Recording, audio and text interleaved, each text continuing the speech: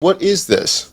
This is the DNA strand of my channel, Knowledge Management for Polymaths. Over the course of my content creator life, I've talked about both of these topics pretty equally. I started out doing my do-it-yourself degree and trying to create my own modular education, and so I created a framework for that. I needed tools to do it. I started off with Google Sheets, I moved on to Airtable, then Notion, then Obsidian, and I've tried a lot of other tools as well. In that process, I also started creating content, and I use those tools for that content production as well. And I wanted to organize my polymathic life. Do I call myself a polymath? I consider myself more of a proto-polymath. I'm on my way to becoming one. And I think that that's kind of what I really wanted to work towards. Some people might consider myself one, but I really wanted to have this idea that I'm on the journey to do it. And that's what my channel is about, the journey to polymathy. Here's the knowledge management tools that I use for polymaths. And so I wanted to create a framework that other people can use, and I called it the PIOS, the Poly-Innovation Operating System, or Personal Innovation Operating System, whichever one you prefer. But the PIOS is a relatively simple framework that allows you to organize your polymathic life. People might be familiar with the Second Brain or the Life OS monikers, but those are more geared towards, I would say, specialist rather than generalist. And if you're on the journey to polymathy, whether you're a jack of all trades or a generalist or multi-potentialite, you're on that journey towards polymathy, and eventually you'll reach there. But using this tool that I created, it'll allow you to be more effective on that journey. What is this thing that you created? What is this PIOS? Where can we find this? All that stuff. It is on my personal brand website. In fact, I think one of my featured posts as of time of this recording is about the PIOS in 2025. I was trying to create a post to get people on the right mindset. And so the PIOS is a system I created in order to organize my different layers of life. What I found myself struggling with, it's right there on the front there. The first part of the Poly-Innovation Operating System, the PIOS for short, is this idea of the yearly layer. So I'm still struggling at making sure I do my yearly notes effectively, right? I'm being honest about that. But that's the thing. I want to be upfront about it on this journey because I know that I created this system, and if I still struggle with it, I know other people are too. And so that's why I'm working with people who are like using it as well. They usually use my framework or use someone similar frameworks. And I'm trying to find the best route to it. And so collaboration and talking out loud, even if I'm failing at some points or succeeding at some points, allows for that improvement across the board. But the yearly layer, I think, is one of the most important ones that a lot of people still don't do nearly enough. This is essentially just every year, maybe on the second of the year, not the first, but the second, you have a day to recover after New Year's Eve, sleep in a little bit. But on the yearly layer, you allow yourself to plan the year ahead. Well, how do you know what you need to do a year ahead if you don't know what happened last year? You might have had the goal of working on 3 things last year, but let's say you only got 1 or 2 of them done. Well, that leftover third one needs to be your priority this coming year. And so by doing a review of the previous year, then you can plan out your quarters ahead of time of the next year coming forward. Let's talk about this right here. Phases. This is the unique thing that I brought up that most people don't talk about. This is because I'm multidisciplinary. Doc, I had you on my show too. You're multidisciplinary. You know how this is. When you're juggling a lot of different things, you need a way to interleave them, to organize them. That's what phases are.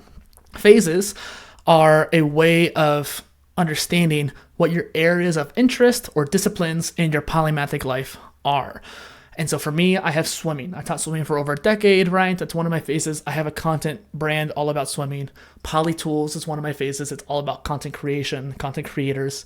PolyInnovator itself, my main personal brand, that's also a different phase on its own too. And they all interleave and have a focus, right? That focus is either going to be a project or some kind of capstone to that phase. A phase can be as short as a quarter or a month, or it can be as long as a year or a decade. It really depends on how much time you're willing to put forth into it and how deep of an expertise you want to build into that field or what you're trying to contribute to that field. If it's a big endeavor, it's going to take a long time. If it's simply just a white paper or some kind of document, it might not take as long. Think of like a dissertation is another thing about it. Finally, the next layer. And so basically you're planning out that yearly note ahead of time, including your phases. And I can get more into that in a separate video. Next is the quarterly. And this one is another one where I differentiate from a lot of other knowledge management content creators out there. And so this is actually my new PIOS. I've been iterating it over the last 5 years. Shout out to Notion, because Notion's where I started. Now I'm in Obsidian because I think it's better. No shade to you, Doc, there, but I just want to throw it out there. None taken. I'm not listening to you. Continue. The next thing is, what are you doing? And is that actually aligned with what you want to become? And so in this case, I made the system for people who are generalist and polymathic. And so I wanted to make sure I push towards that multidisciplinary lifestyle. But you can take this same system and apply it to your specialist life if you're more of a narrow trench kind of guy or girl. That's fine. If you're a specialist or generalist, this will work for you, but I made this with generalist in mind. The quarterly layer allows you to organize your 4 pillars in your ikigai. The ikigai is your reason for being. It's the reason why you get up in the morning. There's a reason why the Okinawans in Japan live to be 100 years old, because they're living with their desired choice of work. And what they're doing brings value to the world. They're able to pay their bills with it, that kind of thing. The 4 pillars are your 4 major aspects of life. Shut up, Doc. I didn't say anything. I'm just sitting here. The 4 pillars are your 4 major aspects of life. You have your body pillar, which is essentially your exercise plan, but you also can include nutrition and recipes into this layer here, depending on how you want to organize or structure your information. The mind pillar is pursuing mental development and stimuli and keeping your mind fresh and strong. Just like your body, you have to exercise your mind. So the modular degree keeps track of all your blogs, articles, podcasts, audiobooks, books, courses, whatever educational materials you're using. That's how you organize it, is using that framework. Next is your spirituality, your spirit pillar. How do you go about taking care of your spiritual self? I don't want to get too wee-woo about it or woo-woo about it, but the point is meditating or having this balance between your conscious mind and subconscious mind and bridging that connection. I like to use, I have slash koans here because I like to use Buddhist koans as a, not trigger, but something to ponder while I'm meditating.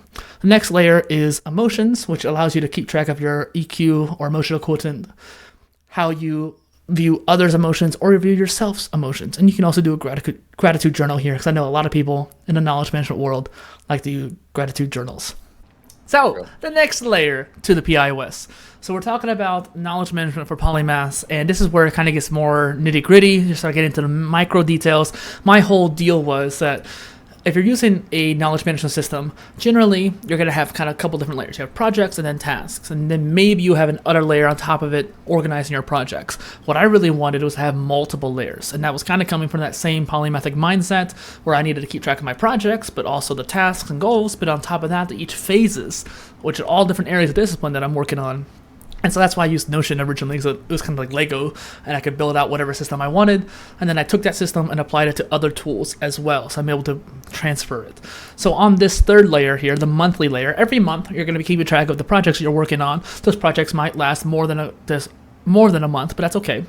You're going to try to keep track of the goals you're working towards, and it's good to have goal tracking, but try not to overwhelm yourself with the goals.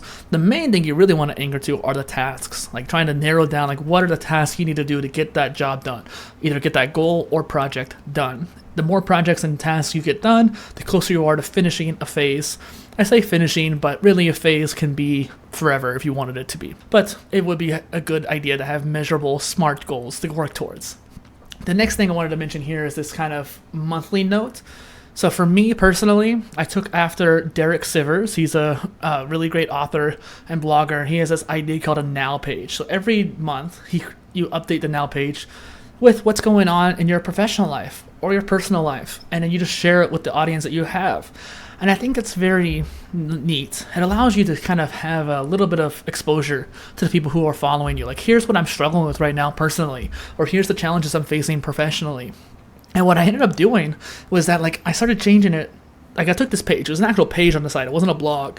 And I would replace it every month. And I found myself like, no, it'd be more interesting to do it every month and keep it as a series so I could look back on it, or my kids could look back on it and see what I was doing at this point in my life. And so I realized that these now page updates that I'm doing on the 1st of every month, and I've done 50 of them now, so I've done it for 50 months in a row now. Yeah, 53 is next month, so I've been doing it for quite a while. It allows me to track of what I'm doing every month, and that's basically been my monthly notes. Moving on is weekly. Now, for some of you who are watching this, I may be going over the system kind of fast. This video is not meant to go over the system too in depth. I have other videos for that, and I'll be working on individual videos for each layer down the line as well. On the weekly layer, this used to be focused on the input and output, but I really changed the focus to just be systems and habits. In order to build systems, you have to have a habit that's been around for a while, and those habits can change, and you can lose a habit, but you can also build new ones too. Habits are fluctuating. You can go read Atomic Habits if you want to learn more about it. I'm not here to teach you how to do habit tracking, but I wanted to give you a space to do it, and then you can kind of start keeping track of you can start planning out systems ahead of time. For me, for example, I had a habit of working out over the course of the quarantine. I stopped working out as much, but I was able to get back into that habit because I had systems in place that allowed me to build myself back up. Same thing goes for everything else. Weekly planning notes are exactly as they sound. Every week, you're just planning a week ahead. This is one of the layers that I need to get better at, Doc. And then finally, the last couple layers here, the daily layer. This is the output layer. It used to be input and output as well, but it's mainly focusing on just what are you putting out into the world, even if it's private. So we have the public stuff, which is the content ecosystem. Then you have the private stuff, which is your daily journal notes. And then you have your personal connections with people, so the networking base. And this is what also separates my system from other tools too. So people don't really talk about networking when it comes to knowledge management. I think having your own personal CRM or Rolodex is very important. So you can keep track of people's information like birthdays and stuff like that. And then you just want to make sure you keep people's privacy important. That's something to mention. The content ecosystem is really kind of where this kind of went out of hand, and I don't want to get too into it in this video today, but being able to keep track of all the content you're producing, as well as doing your daily notes. And then finally, you have the archive layer, which is where you put everything else that doesn't fit these other layers, as well as your templates. So if you have templates for your content, this is where they'll be housed, and usually the tools like Obsidian or Notion can pull from specific folders, allowing you to create that content more effectively and more fast. And that is it. That's really the knowledge management for Polymaths. I think, Doc, I need to talk about, I need to do an outro now, or like an ending part of it.